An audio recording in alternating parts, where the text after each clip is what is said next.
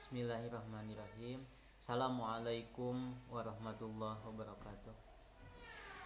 Innal hamdalillah nahmaduhu wa nasta'inuhu wa nastaghfiruh wa na'udzu billahi min syururi anfusina wa min sayyiati a'malina may yahdihillahu fala mudhillalah wa may yudhlil fala hadiyalah. Asyhadu an la ilaha illallah wahdahu la syarikalah wa asyhadu anna sayyidina Muhammadan abduhu wa rasuluh la nabiyya ba'dah. Allahumma shalli ala sayyidina Muhammad wa ala ali sayyidina Muhammad. Amma ba'du. Siswa-siswi kelas 10 IPS 1 sampai dengan 10 IPS 4, alhamdulillah pada pagi hari ini kita bisa bertatap muka melalui aplikasi Zoom Meeting maupun YouTube dalam pembelajaran Pendidikan Agama Islam dan Budi Pekerti kelas 10 atau PAI dan Budi Pekerti ya.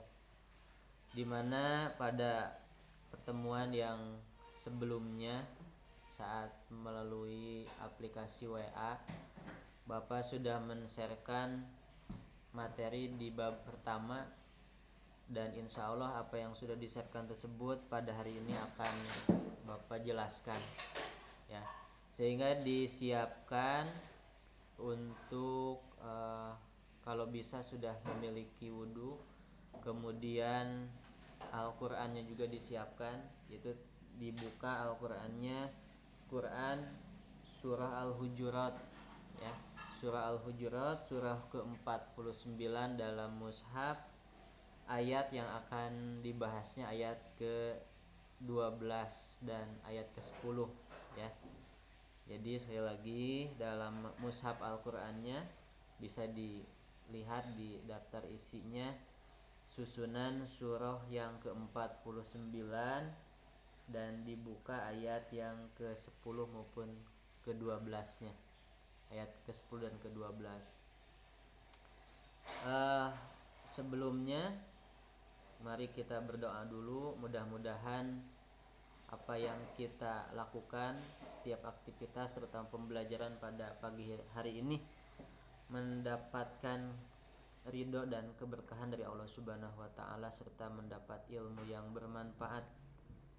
Mari kita buka pembelajaran pada pagi hari ini dengan membaca doa basmalah beserta doa sebelum belajar. Bismillahirrahmanirrahim. Robbi zidni ilma warzuqni fahma. Robbana zidna ilman warzuqna fahman. Ya. Mari kita lihat, fokus ke slide yang terlihat ini. Ini judulnya di bab pertama adalah tentang pengendalian diri, husnuzon dan ukhuwah. Nah, ini ya. Nah, tiga hal ini tentunya sangat penting untuk kita amalkan, terutama supaya kita menjadi manusia yang mempunyai nilai yang mulia baik di hadapan Allah Subhanahu wa taala maupun di hadapan manusia dan makhluk yang lainnya, menjadi pribadi yang mulia ya. Nah, dengan pengendalian diri tentu saja kita tidak sebebasnya melakukan suatu tindakan yang bisa merugikan diri sendiri maupun orang lain. Nah, di sini mari kita lihat definisi daripada pengendalian diri atau dalam bahasa Arabnya adalah mujahadah an-nafs ya. Pengendalian diri ini mujahadah an-nafs. Nah, bisa dilihat oleh kita supaya terbatasi definisinya bahwa pengendalian diri adalah keinginan untuk mengontrol diri sendiri dengan menempatkan diri pada posisi terbaik, yaitu mengerti apa yang baik dan buruk yang harus dikerjakan atau harus ditinggalkan. Batasan daripada definisinya supaya kita memahami apa yang dimaksud dengan pengendalian diri ya. Atau nama lainnya adalah mujahadah an-nafs.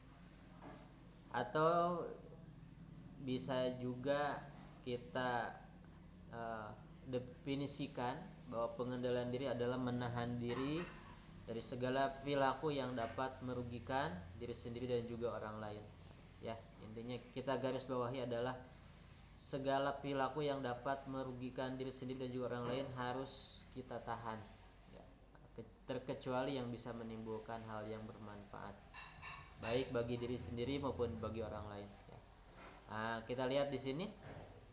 Nah, ini ada gambaran apakah orang yang terkuat itu adalah orang yang jago dalam bergulat, mempunyai tubuh yang berotot seperti ini, dan tentu saja secara fisik memang kuat ya, jelas tidak diragukan lagi orang seperti ini.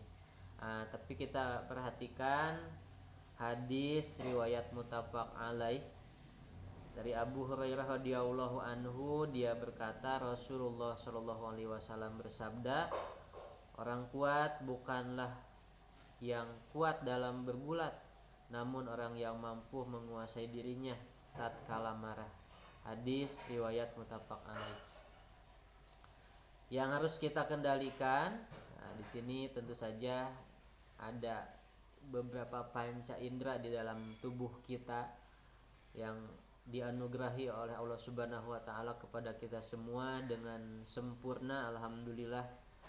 Yang pertama adalah mulut kita ini ya, mulut kita harus kita jaga daripada mengucapkan hal-hal yang memang tidak bermanfaat dan tidak berfaedah, yang justru dapat memicu hal yang bisa merugikan baik diri sendiri maupun orang lain ya. Ini hal yang sangat sensitif sekali karena bisa menyinggung sehingga merugikan bagi orang lain ya, terkecuali mulut kita ini atau lisan kita ini digunakan untuk menyampaikan nasihat yang baik ya, atau bisa kita menyampaikan sebuah ilmu yang senantiasa bisa membuat orang lain termotivasi untuk melakukan ibadah maupun hal lainnya yang bermanfaat. Kemudian tangan kita ya, kedua tangan ini juga yang harus kita kendalikan ya.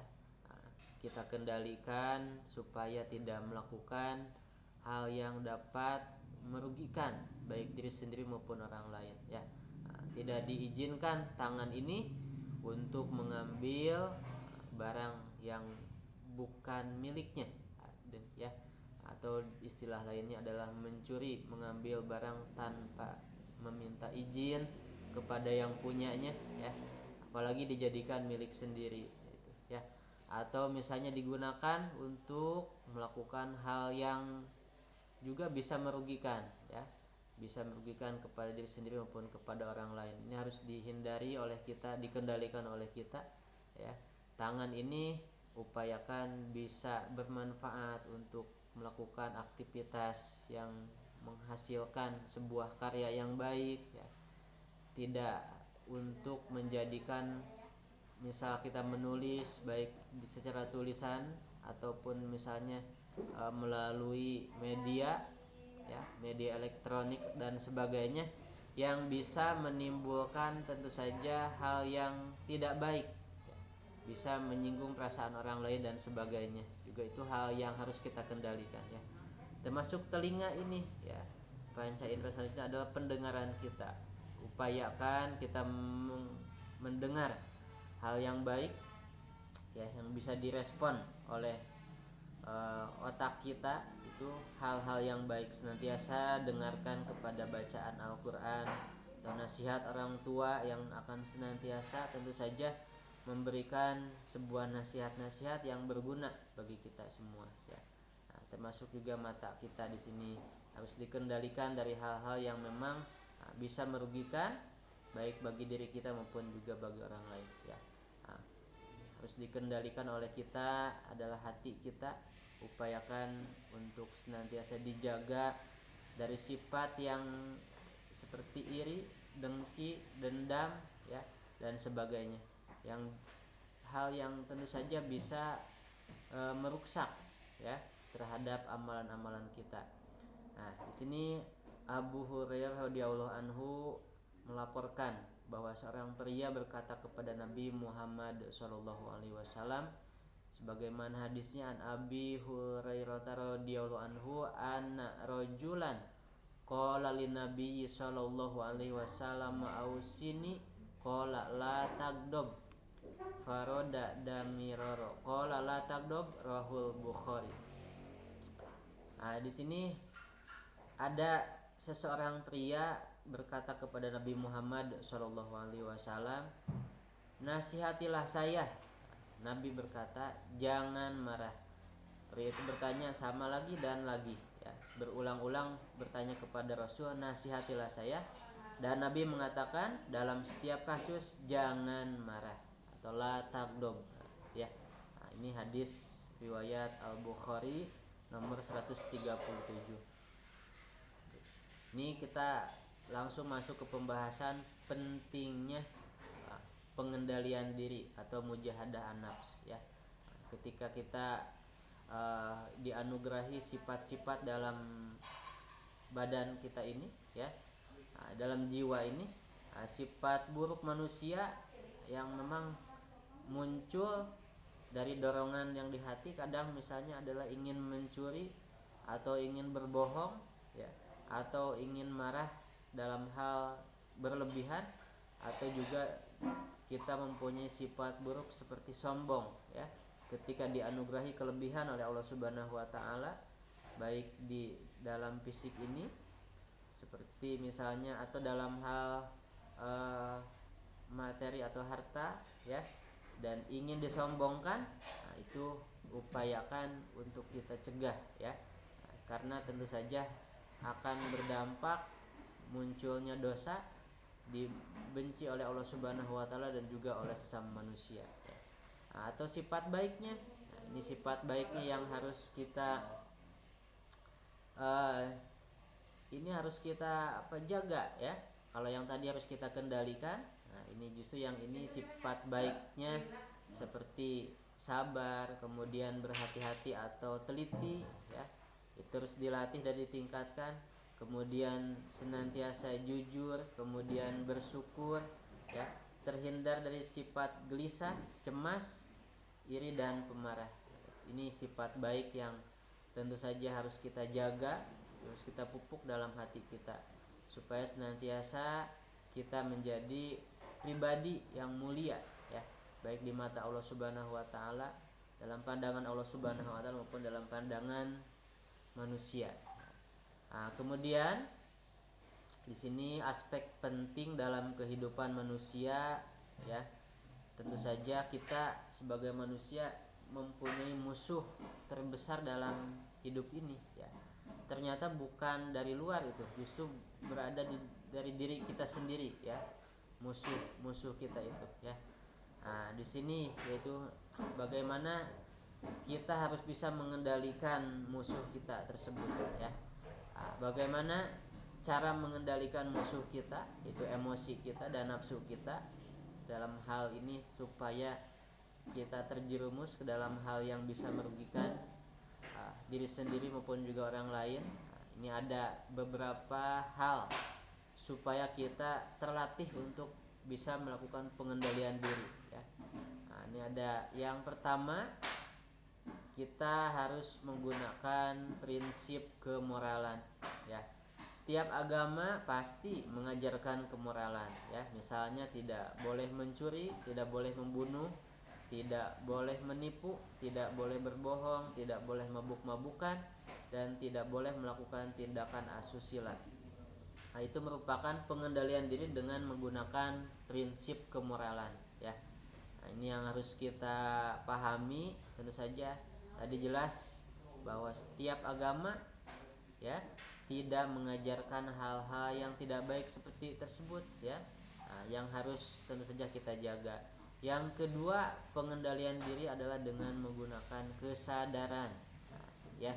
Kita sadar saat suatu bentuk pikiran atau perasaan yang positif atau negatif muncul, sehingga kita tidak dikuasai perasaan tersebut, ya. Nah, ini kita harus mempunyai kesadaran seperti ini, ya. Sadar suatu hal perbuatan itu apakah negatif ataukah positif dampaknya, ya. Kesadaran diri adalah awal daripada produktivitas kerja yang bisa mendatangkan kesuksesan hidup. Nah, ya, harus kita sadari itu. Jangan terbawa oleh lingkungan yang tentu saja dalam hal ini lingkungan yang tidak baik ya. Kemudian langkah ketiga supaya kita terbiasa terlatih untuk bisa melakukan pengendalian diri adalah dengan perenungan. Ya. Saat kita sudah benar-benar tidak tahan, misal mau marah ya.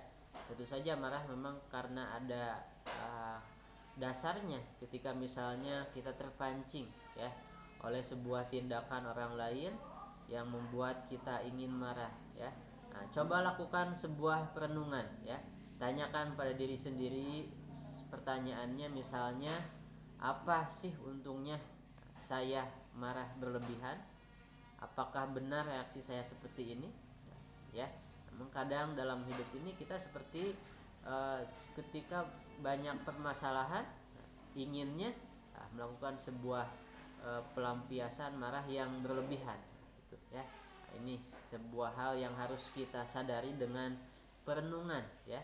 Tanyakan kepada kita, harus kita berpikir dampaknya setelah kita misalnya melampiaskan kemarahan seberlebihan tersebut, apa yang bakal terjadi. Nah, ya. Nah, itu sehingga hati kita bisa terkendalikan dengan baik. Kemudian langkah keempatnya, nah ini pengendalian diri supaya kita bisa terbiasa mengendalikan diri kita untuk tidak melakukan hal yang tidak baik, itu dengan menggunakan kesabaran kita ya. Emosi naik turun, bisa timbul, bisa tenggelam, atau bisa datang dan pergi seperti halnya pikiran ya. Itu emosi ya. Saat emosi bergejolak, sadari bahwa ini hanya sementara. Usahakan tidak larut dalam emosi dan gunakan kesabaran kita. Ya. Nah, itu. Jadi poin-poin penting ketika kita harus mempunyai sifat bisa mengendalikan diri, maka harus kita berlatih ya. Sini gunakan prinsip kemoralan, kemudian kita harus mempunyai kesadaran yang baik, kemudian juga direnungkan oleh kita dampaknya ya, apa yang kita lakukan, bagaimana dampaknya. Kemudian juga kita harus menggunakan kesabaran kita ya dalam hal ini supaya kita bisa melakukan pengendalian diri dengan baik. Kemudian ini supaya kita menjadi manusia yang mulia ya dalam pandangan Allah Subhanahu wa taala, juga dalam pandangan hidup makhluk hidup yang lainnya, yaitu kita harus mempunyai sifat husnuzon ya, itu baik sangka ya. Nah, sini bagaimana husnuzon yang artinya adalah berbaik sangka. Diri kita ini dituntut untuk berbaik sangka ya. Terus untuk berbaik sangka, tidak boleh untuk berhenti dalam hal berbaik sangka. Nanti kepada siapa saja berbaik sangkanya akan dibahas dalam hal materi ini ya. Nah, ini husnuzon. Tentu saja ini husnuzon ini sifat yang baik yang harus kita jaga, berbaik sangka, dan lawannya adalah suuzon ya. Nah, suuzon berprasangka jelek ya, baik kepada Allah Subhanahu wa taala atau kepada diri sendiri maupun juga kepada orang lain ya. Itu yang harus dihindari ya. Nah, sementara yang harus kita jaga adalah husnuzon, yang harus dihindari adalah suuzon lawannya ya. Nah, sini marilah kita perhatikan Al-Qur'an surah Al-Hujurat di sini ayat yang ke-12 ya. Allah Subhanahu wa taala berfirman, A'udzubillahi minasyaitonirrajim. Bismillahirrahmanirrahim. Ya ayyuhallazina amanu jtanibu katsiran minadh-dhonni inna ba'dadh-dhonni ismu. Ya. Bagaimana terjemahannya di sini? Hai orang-orang yang beriman, jauhilah kebanyakan prasangka atau kecurigaan ya, karena sebagian dari prasangka itu dosa. Di sini Al-Qur'an surah Al-Hujurat ayat 12 ya. Kemudian dibahas juga dalam hadis yang diriwayatkan oleh Bukhari dan Muslim iyakum wa zonna fa inna zonna akzabul hadis. Ya. Nah, jauhilah dirimu dari prasangka buruk karena sungguhnya prasangka buruk itu adalah dusta, adalah akzabul hadis, perkataan dusta. Ya. Nah, hadis yang diriwayatkan oleh Bukhari dan Muslim. Ya. Nah, kemudian ini juga tambahannya, terjemahnya, jauhkanlah dirimu dari prasangka buruk karena sesungguhnya prasangka buruk itu perkataan yang paling dusta. Nah, sini an Abi Hurairah radhiyallahu anhu anin Nabi sallallahu alaihi wasallam qala inna husnazanni min